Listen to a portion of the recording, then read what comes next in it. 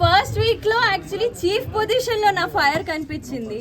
Again ఒక power of authority మీకు ఉన్నప్పుడు మీరు మాట్లాడగలుగుతారు. ఒక లీడర్ ఎలా మాట్లాడతారు, అలాగే ఒక మెంబర్ ఎలా మాట్లాడతారు, రెండు డిఫరెంట్. అందుకే మేబీ ఒక ఫస్ట్ వీక్ కి థర్డ్ వీక్ కి డిఫరెన్స్ వచ్చింది. సో నా బిగ్ బాస్ జర్నీ ఎలా అయిందంటే అందరూ 10, 20, 30% లో ఎలా స్టార్ట్ చేస్తారు, నేను డైరెక్ట్ 100% లో స్టార్ట్ చేసాం. మణికంఠ అది నాకు తెలియదండి, అది తన గేమ్ ప్లే.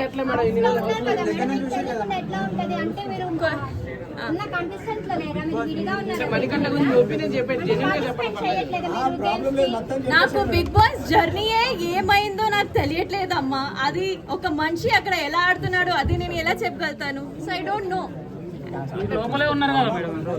లోపల చాలా మంది ఉన్నారండి, చాలా మంది వేరే వేరేగా ఆడుతున్నారు, వేరే ఒపీనియన్స్ తెచ్చుకొని వచ్చారు. చాలా మందికి వేరే వేరే డ్రీమ్స్ ఉన్నాయి అక్కడ.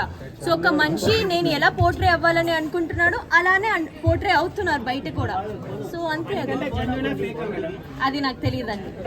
మీకేమనిపిస్తుంది, జెన్యునా ఫేకా?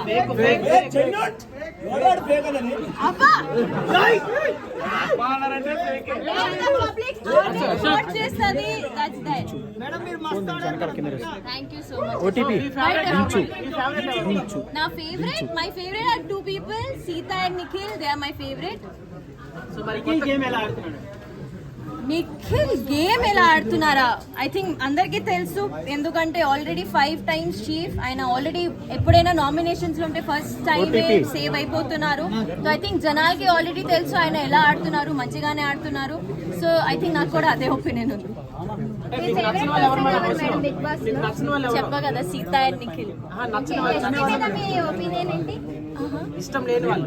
ఇష్టం లేని వాళ్ళు నాకు ఇంకా ఎవరు లేరు నిజంగా.